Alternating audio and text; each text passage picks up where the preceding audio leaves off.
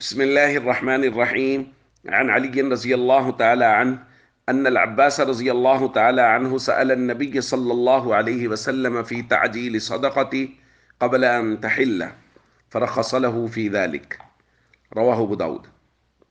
سیدنا عباس رضی اللہ تعالیٰ عنہ نے نبی کریم صلی اللہ علیہ وسلم سے زکوٰۃ جلدی دینے کے متعلق، یعنی سال گزرنے سے پہلے زکوٰۃ دینے کے بارے میں پوچھا تو آپ صلی اللہ علیہ وسلم نے ان کو اس کی اجازت دے دی۔ دوستو، ضابطہ یہ ہے کہ کوئی آدمی جس اسلامی تاریخ کو صاحب نصاب ہوا ہے اس کو چاہیے کہ وہ اس تاریخ کو نوٹ کرے، جیسا کہ ہم پہلے بات کر چکے ہیں، اور اگلے سال اسی تاریخ کو اس پر زکوٰۃ دینا لازم ہوگا۔ اس سے پہلے نہیں، سال گزرنے کے بعد زکوٰۃ دینا لازم ہوگا۔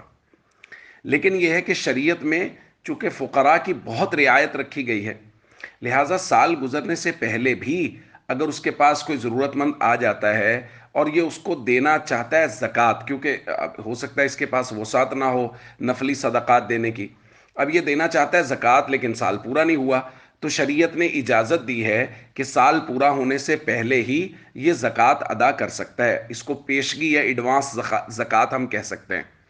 اور اس بارے میں یہ ہوگا کہ جب یہ زکوٰۃ دے گا تو یہ اس زکوٰۃ کو لکھ کے رکھ لے گا۔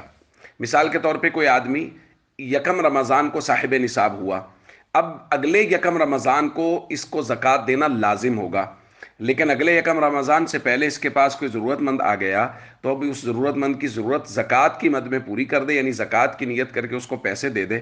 اب مثال کے طور پہ اس نے اس کو 10,000 روپے دیے تو یہ 10,000 روپے نوٹ کر لے، کسی جگہ لکھ لے۔